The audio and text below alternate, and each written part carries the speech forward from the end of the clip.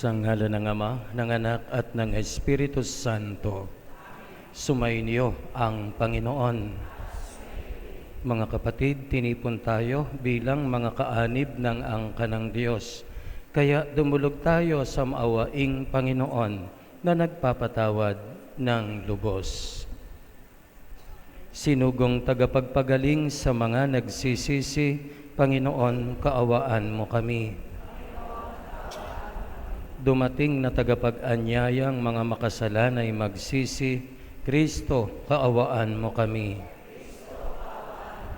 Nakaluklok ka sa kanan ng Diyos Ama para ipamagitan kami, Panginoon, kaawaan mo kami. Kaawaan tayo ng makapangyarihang Diyos, patawarin sa ating mga kasalanan at patnubayan sa buhay na walang hanggan.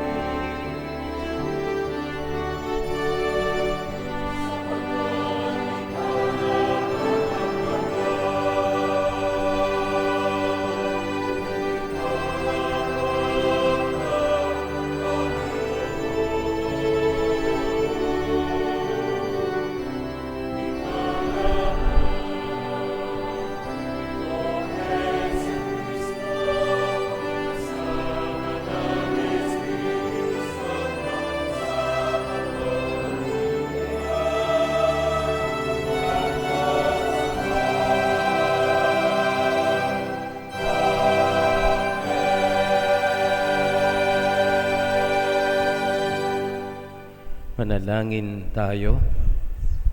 Ama naming makapangyarihan, ang ipinagkatiwala mo kay San Jose na misteryo ng kaligtasan ng sangkatauhan noong ito ay iyong simulan at lubusin mo ngayon sa pagganap ng iyong sambayanan, pakundangan sa kanya ring panalangin sa pamamagitan ni Jesucristo kasama ng Espiritu Santo magpasawalang hanggan.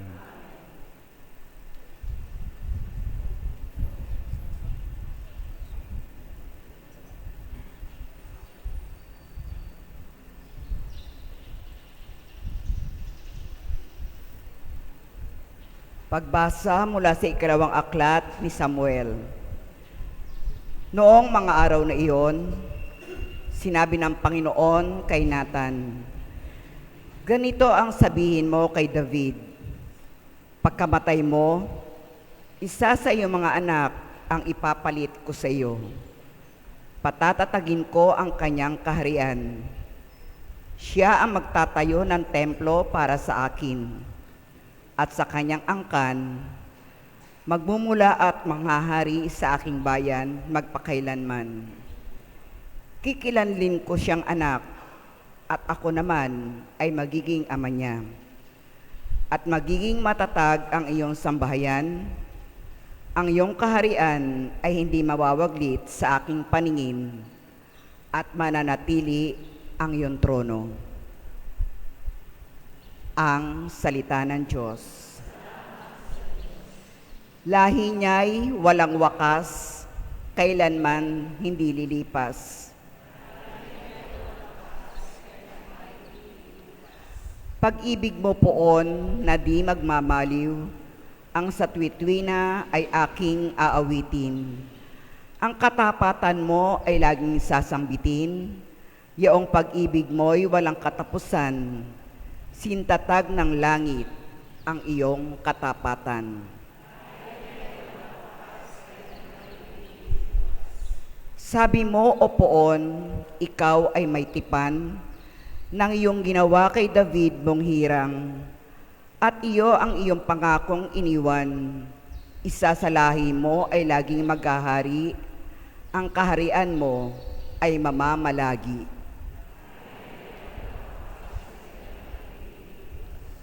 Ako ay tatawaging Ama niya at Diyos, tagapagsangalang niya at manunubos. Ang aking pangako sa Kanya ay iiral, at mananatili sa Kanya ang tipan.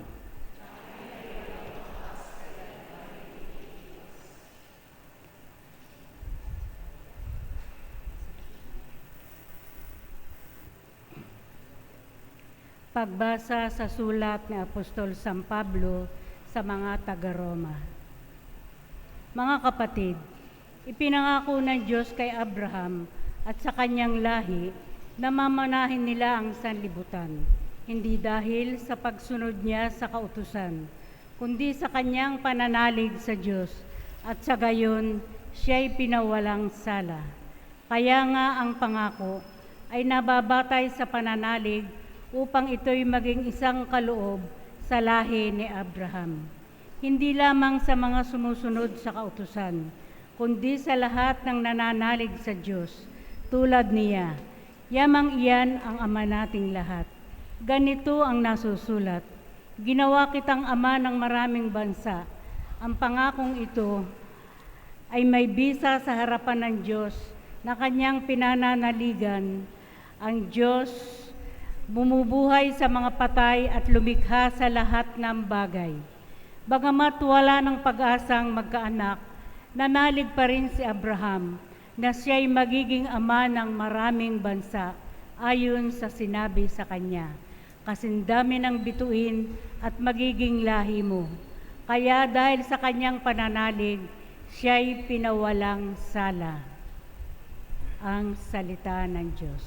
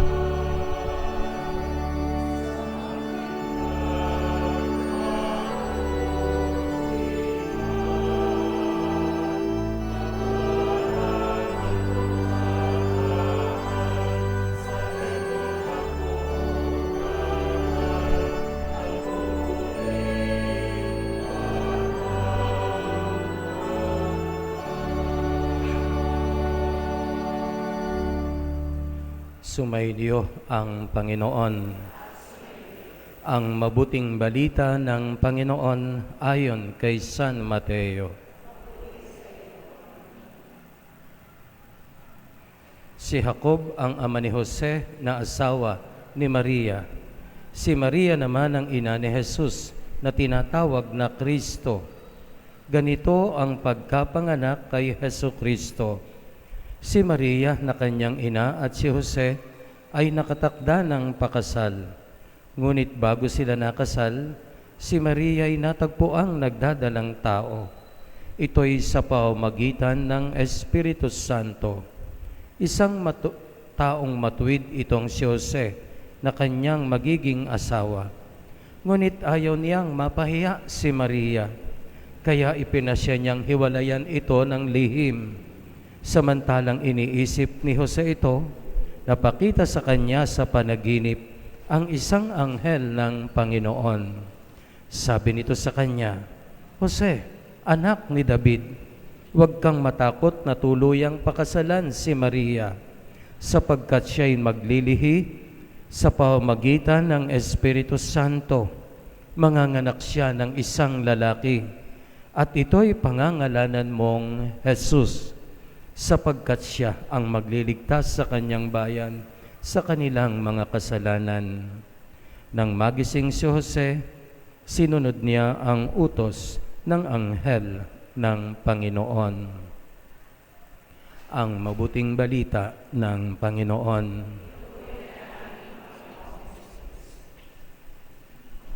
Magandang hapon po sa inyong lahat. Napakalapit ng salitang huwaran sa salitang huwad. Kahit na magkasulungat ang kahulugan, huwad ang tawag natin sa hindi orihinal, hindi tunay, peke. Kabaligtaran ito ng kahulugan ng salitang huwaran.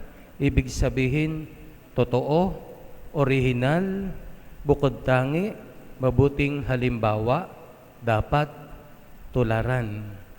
Hindi naman masamang tumulad kung ang tinutularan mabuti o malapit man lang sa orihinal. Kapag pangit ang tinutularan, ano yung aasahan natin? Pangit din ang maaaring maging resulta. Ano ang isang huwarang ama sa kulturang Pilipino? May kasabihan po tayo, kung ang ina ang ilaw ng tahanan, ang ama ay haligi.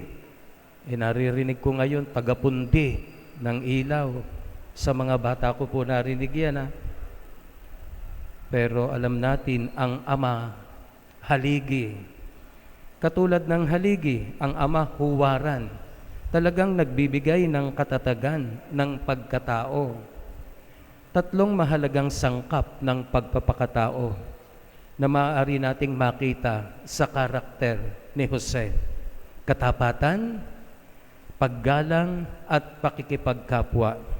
Katapatan, hindi mo pagkakatiwalaan ng isang taong pabago-bago yung isip, walang isang salita, o hindi marunong tumupad sa pangako.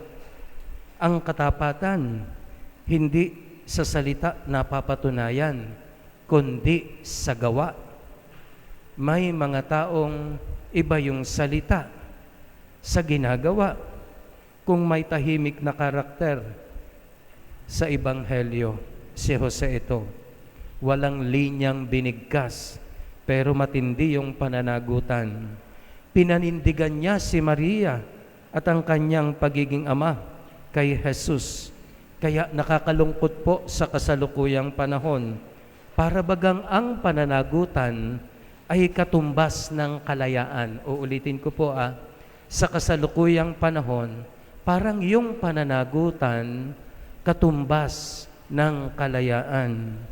Sa isang interview sa artista, narinig ko, ayoko ng commitment.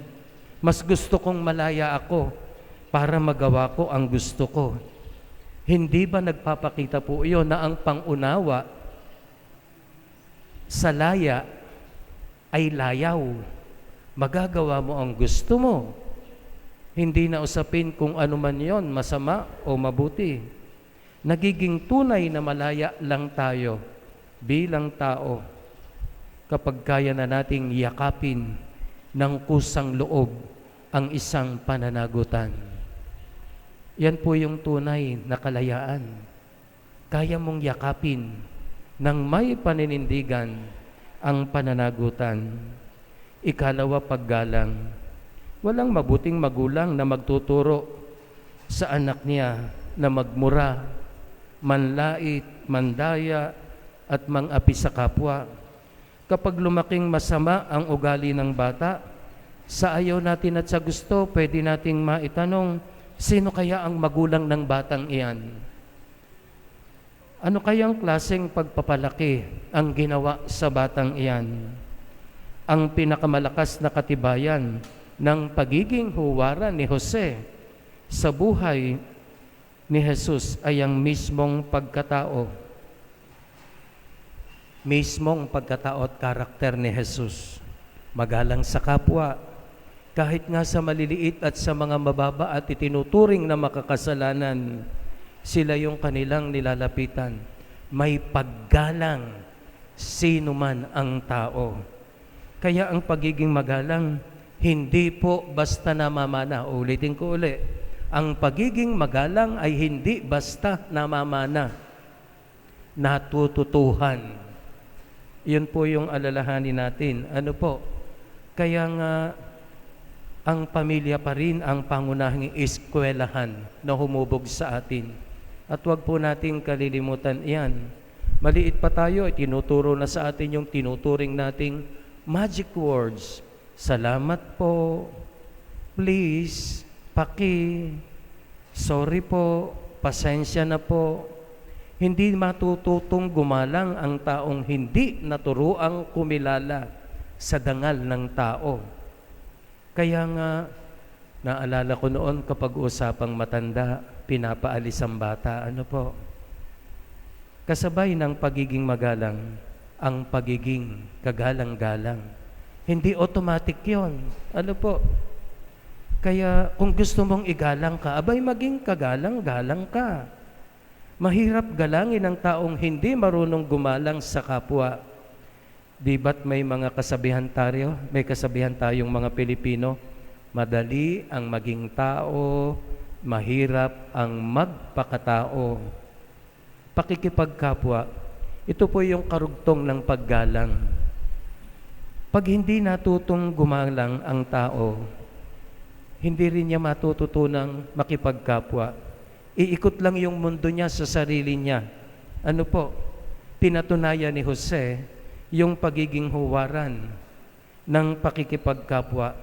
Noong isinantabi po niya yung sariling plano para sa plano ng Diyos. Isinuko niya yung sarili niyang pangarap sa kanyang buhay upang bigyang daan ang katuparan ng plano ng Diyos. Isa sa kahulugan ng maturity is the ability to let go of your personal preference in favor of the preference of the one you love. Isa lang po iyan sa kahulugan ng maturity. Kaya mong talikuran yung sariling gusto para sa minamahal mo. At kitang-kita yan sa mga taong nagmamahal. Yung mga dati-rating hindi ginagawa, aba, gagawin at gagawin yan. Bakit? Isa lang ang dahilan, may pagmamahal. Kaya isinuko ni Jose ang sariling pangarap para bigyang daan ang katuparan ng plano ng Diyos. Natututong makipagkapwa ang tao kapag ang iba ay magsimula ng maging hindi na iba sa kanya. Yun po yung pagkilala sa basic identity ng bawat isa.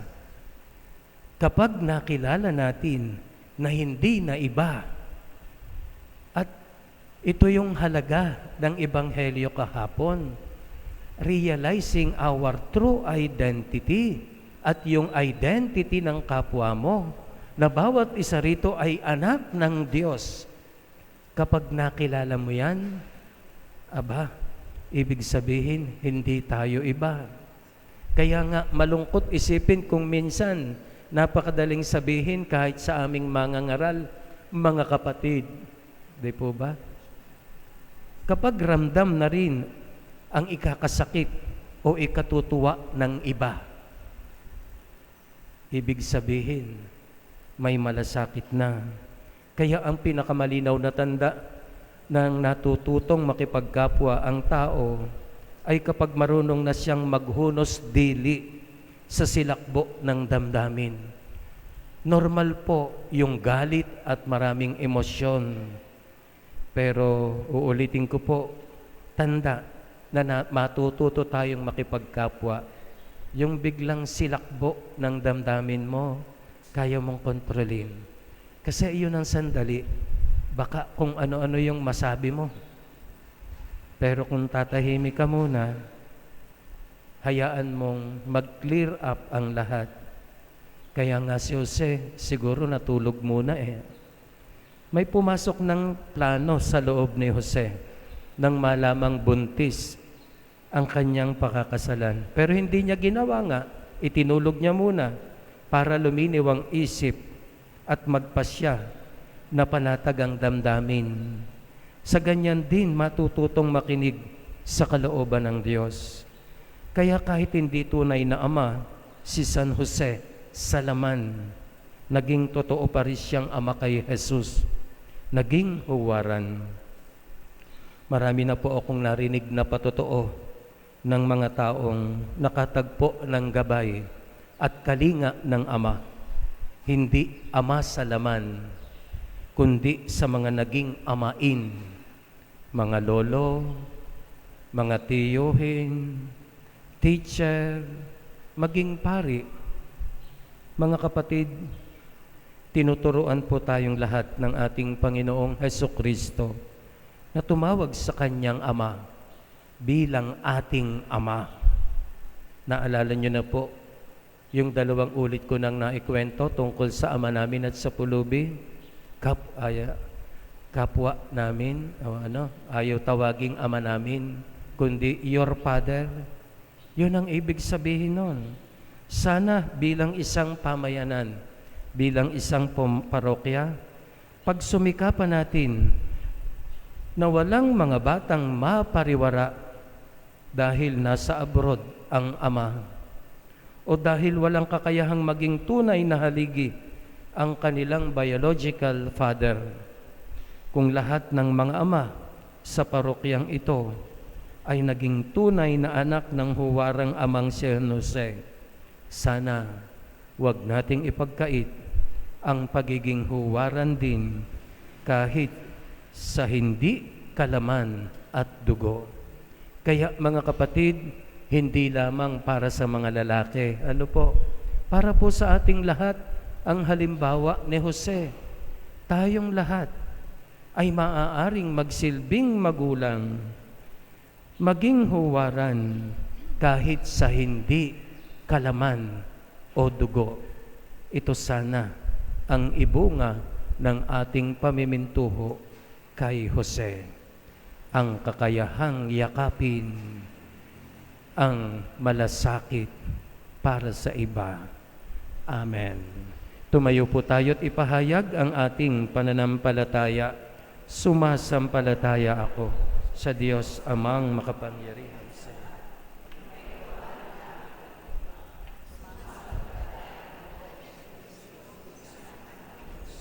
Panginoon nating lahat, nagkatawang tao siya, lalahing Espiritu Santo, pinanganak ni Santa Maria ang Birhen, pinagpakasakit ni Poncio Pilato, pinagto sa krus ng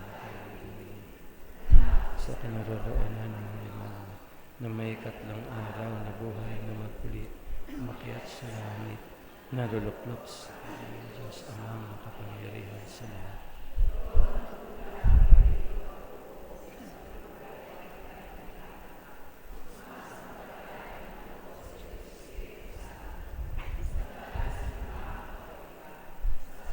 Mga banal, sa kapatawaran ng mga kasalanan, sa pagkabuhay ng muli ng mga matay na tao, at sa buhay ng mga kasama ni San Jose na isang lalaking marangal, at may dakilang pananampalataya, ilapit natin sa Ama bilang isang pamilya ang lahat ng ating kahilingan.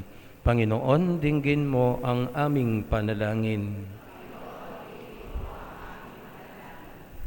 Ang simbahang naglalakbay, naway humikayat sa mga tao sa ganap na pagpapanibago ng kanilang buhay kay Kristo sa pamamagitan ng kanilang tapat na pagpapatotoo sa salita at gawa. Manalangin tayo sa Panginoon. Panginoon, dinggin mo. Tulad ni San Jose, ang mga pinuno ng pamahalaan, naway hindi mabigo sa kanilang tungkuling pangalagaan ng kapakanan ng kanilang nasasakupan. Manalangin tayo sa Panginoon. Ang mga mag-asawa, naway magsama na may pagkakasundo sa pamamagitan ng tiwala at pag-unawa sa isa't isa. Manalangin tayo sa Panginoon. Ang mga nangangalaga sa mga may sakit, mga matatanda, mga may kapansanan, mga nangungulila o namimighati, naway palakasin sa kanilang mga pagsisikap. Manalangin tayo sa Panginoon.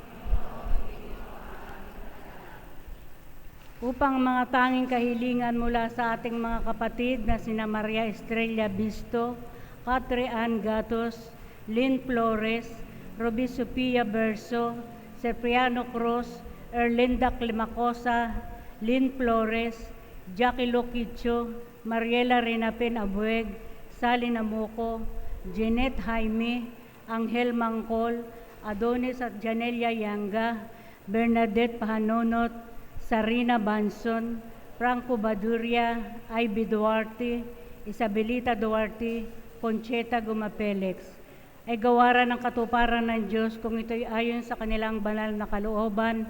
Manalangin tayo. Panginoon, dinggin mo ang aming panalangin. Upang ang panalangin ng pasasalamat mula sa ating mga kapatid na si Eufemia Rojas, Carmelito Trusalina Chan, Ariel Chan, Sir Jacob Madonna Santos, Joselita Matolgo, Leonor Cruz, Ramon Ang, Alester Go, Bene at Grace Silo, Evelyn Javier, Maripi Javier, Marisa Pasyon, Helen Rojas, Sarina Banson, Jocelyn Drillo, Joseph Alvarez, Jerel Kylie Kicho, kapatiran ni San Jose, Noel at Maria Lias Yoson, Jonathan at Jacqueline Apales, Ayisalyn Apales, ay malugod na tanggapin ng Diyos ang ibayong pagpapala sa kanila at sa kanilang mga mahal sa buhay. Manalangin tayo.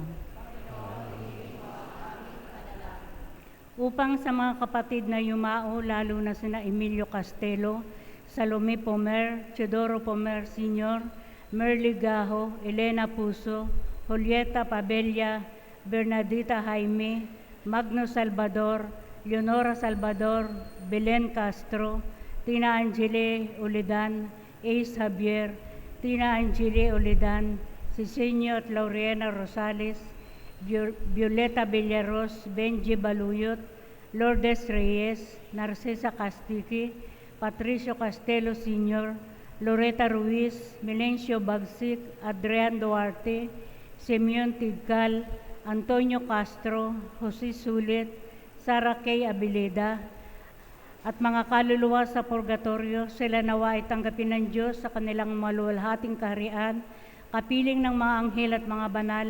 Manalangin tayo sa Panginoon. Taimtim po nating idalangin ang ating mga natatanging kahilingan.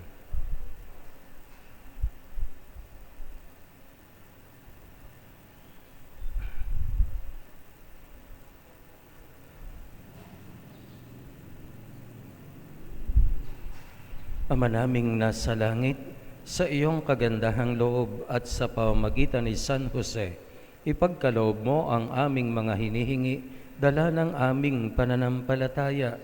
Hinihiling namin ito sa pamamagitan ni Kristong aming Panginoon.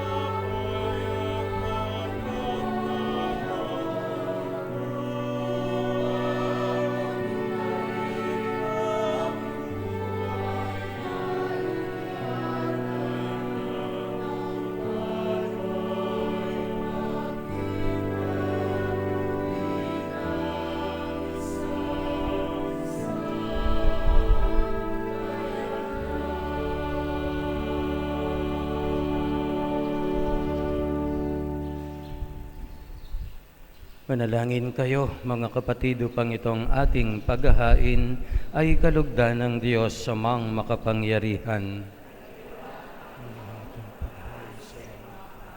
Sa parehay at karangalan sa ating kapataran. Ama naming lumikha, ang maaasahang paglilingkod ni San Jose sa iyong anak na isinilang ng mahal na Birheng Maria ay siya rin nawang maganap sa aming paghahain, na loobin mong magaya namin ng may malinis na puso sa pamamagitan ni Hesus Kristo kasama ng Espiritu Santo magpasawalang hanggan. Sumainyo ang Panginoon. Itaas sa Diyos ang inyong puso at diwa. Pasalamatan natin ang Panginoong ating Diyos.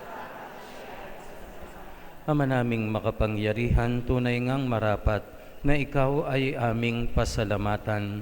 Niloob mong magpakasal kay Mariang Birheng Mahal ni San Joseng maaasahan sa pananagutan, upang may amang lumingap sa angkang kinabibilangan ng iyong anak. Sa kapangyarihan ng Espiritong Banal, isinilang ni Maria ang anak mong minamahal, at para sa kanila si Jose naghanap buhay.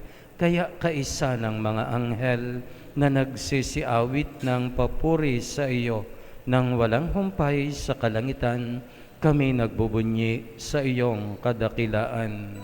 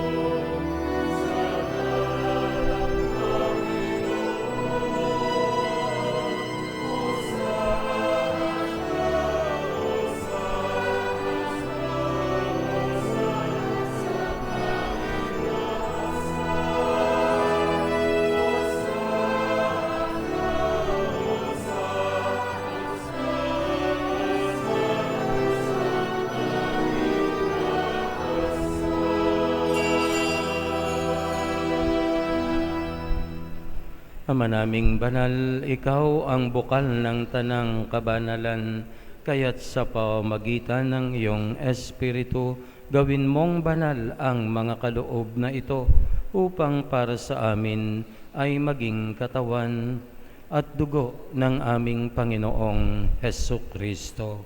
Bago niya, pinagtiis ang kusang loob na maging handog, hinawakan niya ang tinapay, pinasalamatan kaniya, pinaghati-hati niya iyon, iniabot sa kanyang mga alagad at sinabi, "Tanggapin ninyong lahat ito at kanin. Ito ang aking katawan na ihahandog para sa inyo."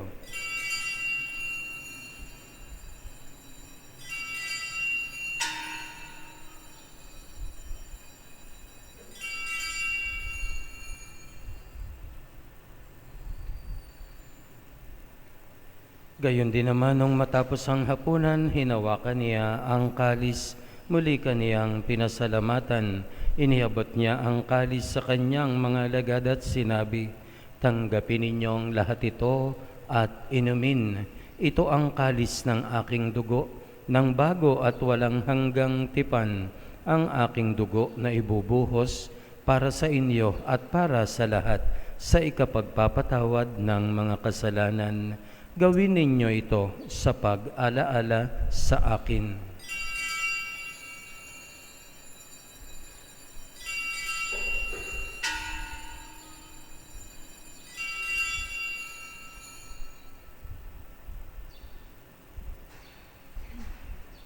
Ang misteryo ng pananampalataya.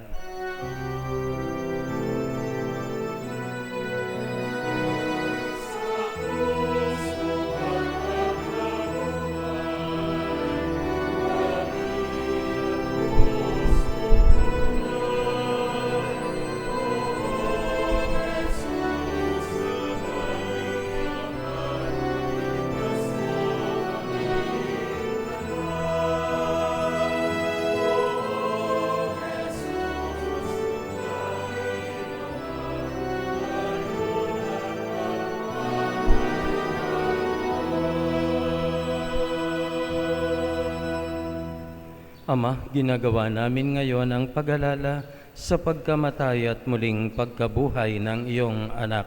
Kaya tiniaalay namin sa iyo ang tinapay na nagbibigay buhay at ang kalis na nagkakaloob ng kaligtasan. Kami nagpapasalamat dahil kami iyong minarapat na tumayo sa harap mo para maglingkod sa iyo. Isinasamo namin kaming magsasalo-salo sa katawan at dugo ni Kristo ay mabuklod sa pagkakaisa sa pamamagitan ng Espiritu Santo. Ama, lingapin mo ang iyong simbahang laganap sa buong daigdig. Puspusin mo kami sa pag-ibig kaisa ni Francisco, ang aming Santo Papa, si Rufino, ang aming Obispo at ng Tanang Kaparian. Alalahanin mo rin ang mga kapatid naming nahimlay nang may pag-asang sila'y muling mabubuhay, gayon din ang lahat ng mga pumanaw. Kaawaan mo sila at patuloyin sa iyong kaliwanagan. Kaawaan mo at pagindapatin kaming lahat na makasalo sa iyong buhay na walang wakas, kaisa ng mahal na Birheng Maria na ina ng Diyos, ni San Jose, ang kanyang esposo, kaisa ng mga apostol at ng lahat ng mga banal na namuhay dito sa daigdig ng kalugod-lugod sa iyo. Maipagdiwang nawa namin ang pagpupuri sa ikararangal mo sa pamamagitan ng iyong anak na aming Panginoong Hesukristo. Sa pamamagitan ni Kristo, kasama niya at sa Kaniya, ang lahat ng parangal at papuri ay sa iyo, Diyos amang makapangyarihan, kasama ng Espiritu Santo, magpasawalang hanggan.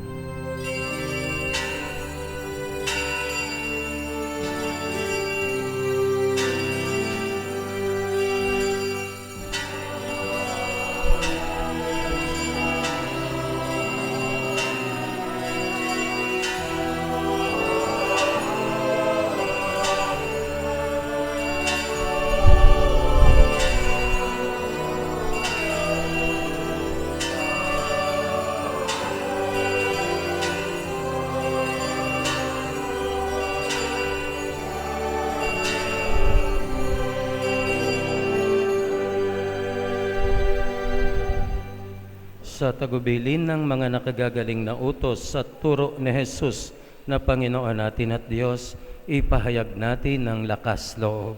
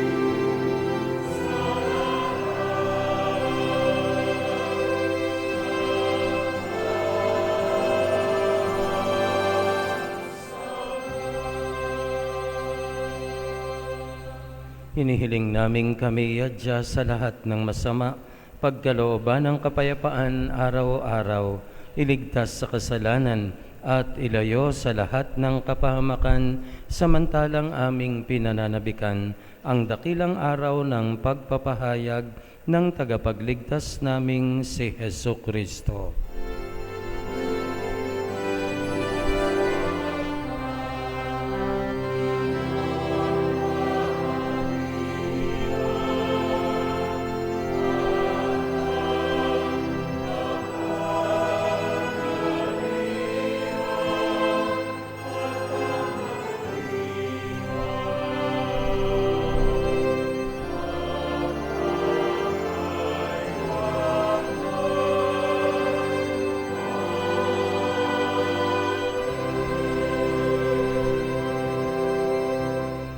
Panginoong Jesucristo, sinabi mo sa iyong mga apostol, kapayapaan ang iniiwan ko sa inyo, ang aking kapayapaan ang ibinibigay ko sa inyo. Tunghayan mo ang aming pananampalataya at huwag ang aming mga pagkakasala. Pagkalooban mo kami ng kapayapaan at pagkakaisa, ayon sa iyong kalooban, kasama ng Espiritu Santo, magpasawalang hanggan. Ang kapayapaan ng Panginoon ay laging sumainyo. Magbigayan tayo ng kapayapaan sa isa't isa.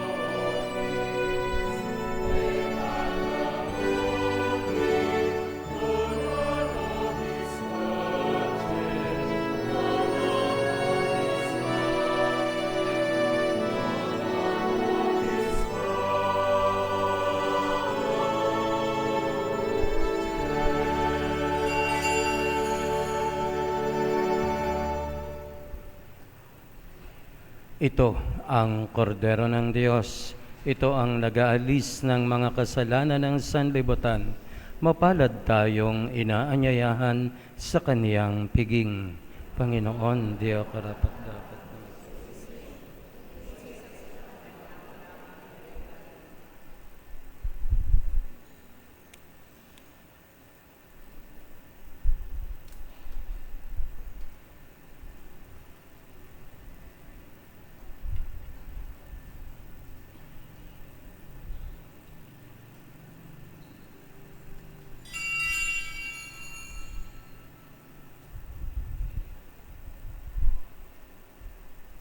Katawan ni Kristo,